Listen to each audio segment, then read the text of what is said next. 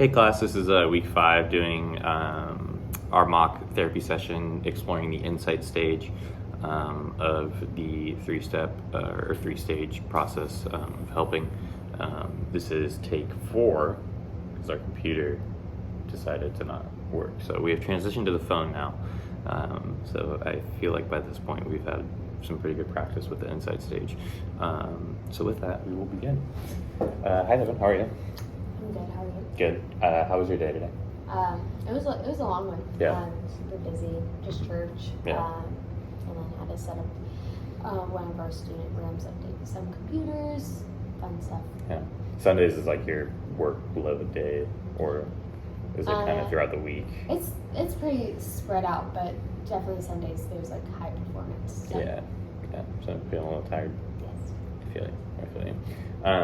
Well, last week we kind of talked about your childhood growing up in Vegas, and then you starting college, moving here to Arizona.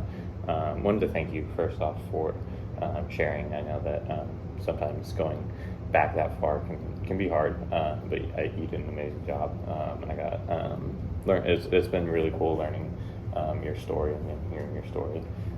But today specifically, wanted to focus on the emotions that you were feeling during that time in Vegas, and also during the transition and the moving process here. So you can start in Vegas, you can start kind of wherever you want within that process, but what were some of the general emotions that you were feeling during that time? Yeah, Vegas was an interesting time. So definitely, I think I was young, didn't know how to process things, so I just felt relatively emotionally abandoned because my parents are often dealing with their own issues, and it left me feeling like there was really no safe space to talk to my parents. And in addition to, there's just overall anxiousness in the household of seeing them have conflict, and then them thereafter be in a negative mood, and trying to appease them, or feeling like if I did something wrong, it would be the cause of more sadness and hurt in our family. So trying to be the perfect kid. So there's this striving towards perfection in the same breath as being anxious and worried that I wasn't worthy of my parents' love. And then moving out here to Arizona, having a summer away from them, even the end of my senior year, and then starting school. Obviously, there's just the sense of freedom of being away from them and getting to feel loved and validated by the people I was around, for just me being me, which was a kind of a new emotion. And I got to experience that back in Vegas. So once I got plugged in at church, the church really just felt like home. The people who were at church I could count on as a chosen family, which is a cool concept to understand, even if they're just there for a season, knowing that they can validate and love me in ways that my parents weren't.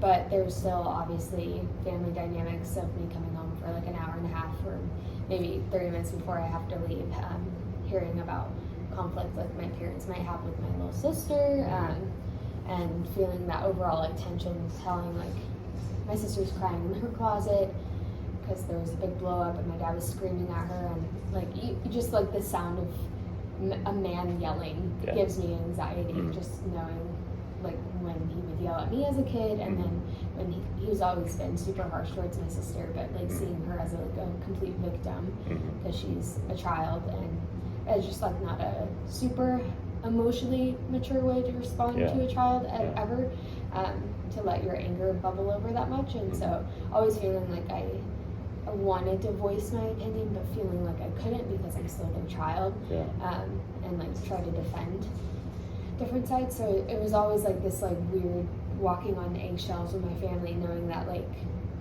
after realizing the love of Jesus and how patient and kind he is, and then seeing my parents, I think when I was younger, it was realizing Santa Claus isn't real for the first time. You're whoa, you guys are broken and messy and it's not how it's supposed to be. Like, you can instinctually tell that that's not how it's supposed to be. And then as you get older, realizing, oh no, yeah, for sure, that's not how it's supposed to be. Like, that's not how parents should treat their children. Love should be unconditional, regardless of what you do or say. There's like a level of a boundary you need to have with your own emotions and your own conflict and problems as a parent. And so it was definitely like a hard thing as like you're realizing all these things and like still respecting your parents, and like they're still paying for me to live there, like rent free. They're still co-signing on my student loans, and like knowing that like I can't fully be myself in that space. So so you mentioned some feelings of anxiety, this feeling of walking on eggshells, this feeling of even freedom as you got to your college years. If you were to look back, and we'll call her Vegas Devin, and then we'll call college Devin. If you were to look back on those times, but then now looking forward to where you're at now, you're married, you have a good job that you like, you enjoy. How much of Vegas Devin and college Devin still live in current Devin, do you think? So like Arizona Devin or whatever. Whatever name it is. Definitely, I think I've grown out of her a lot because I did a lot of growing, obviously, and like that comprehension, like, oh, my parents aren't supposed to act that way.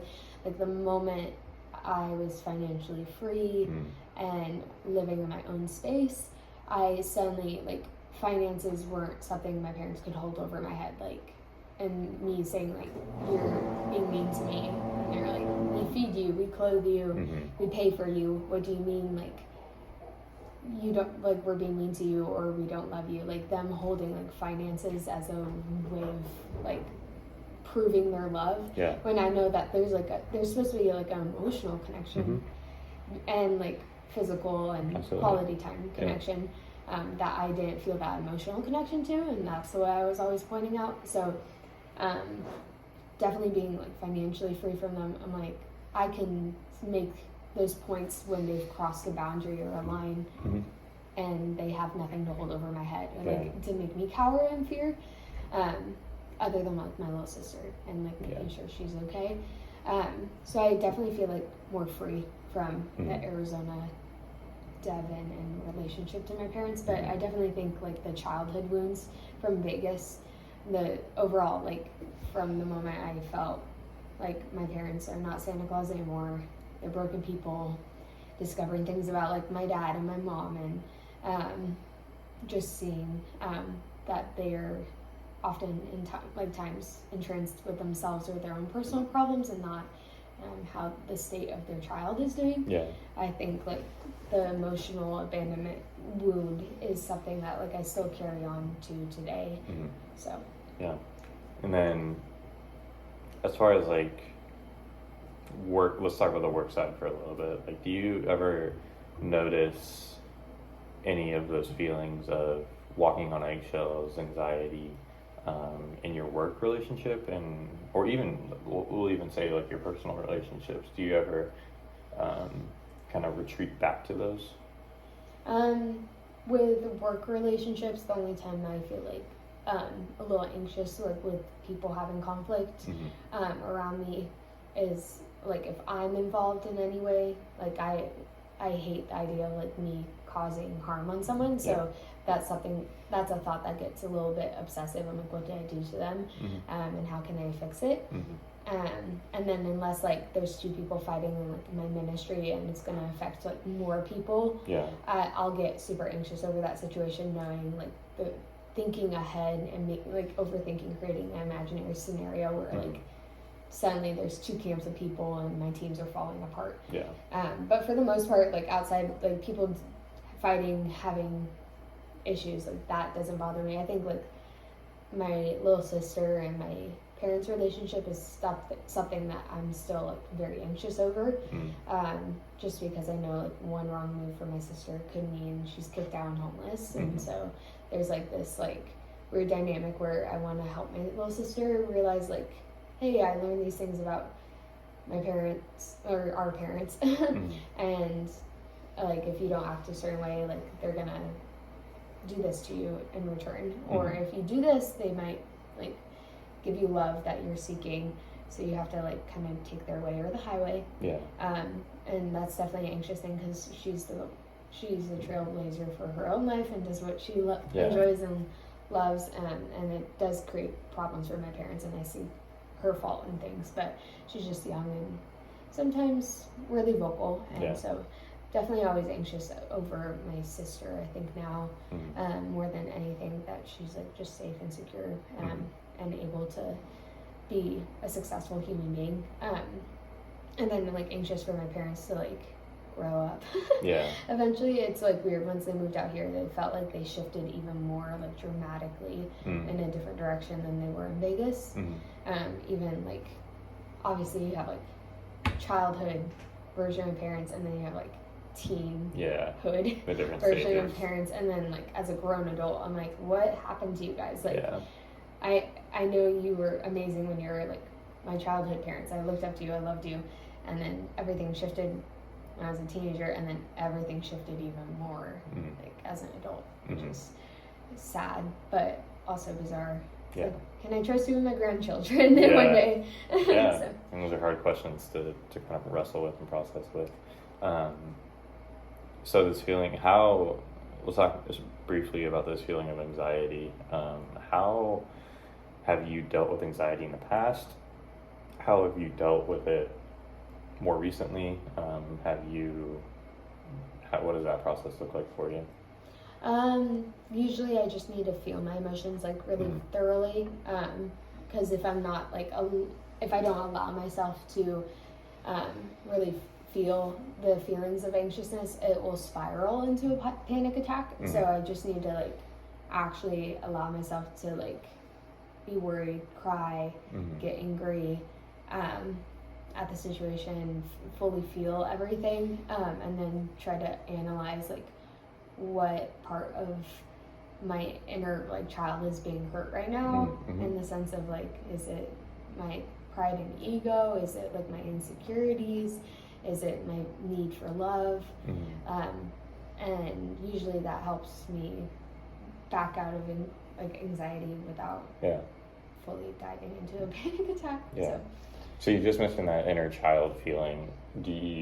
Are you in a position, or what was that process like of getting to recognize that inner child coming out again? I just like to view it as like, it's kind of weird, but like, what would Devin in Eden look like?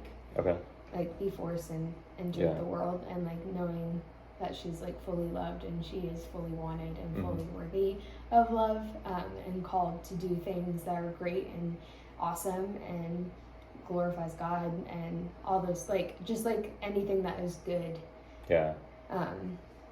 That was me, and then what parts of me have been corrupted or damaged, or I've welcomed in corruption or damage that causes all these negative feelings that we don't want, or conflict that we don't want. So has it been a process getting to recognize that inner child part of you, or is that something that you've kind of always had as a reference point?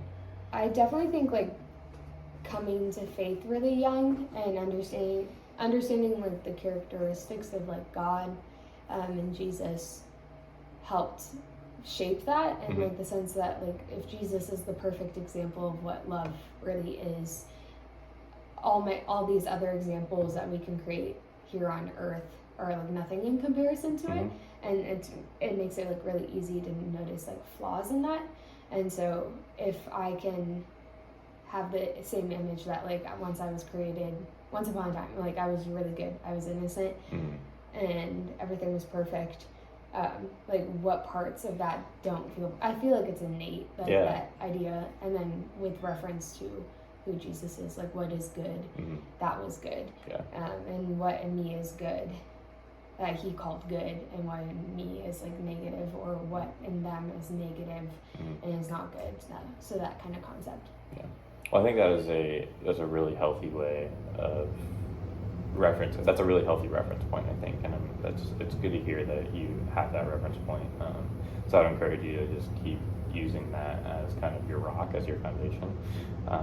But for today, I think we're going to pause, and then we will continue up in our next session. But again, I just want to thank you so much for the insight that you've been giving me, and then how much you've been sharing, and that you trust this process. So thank you.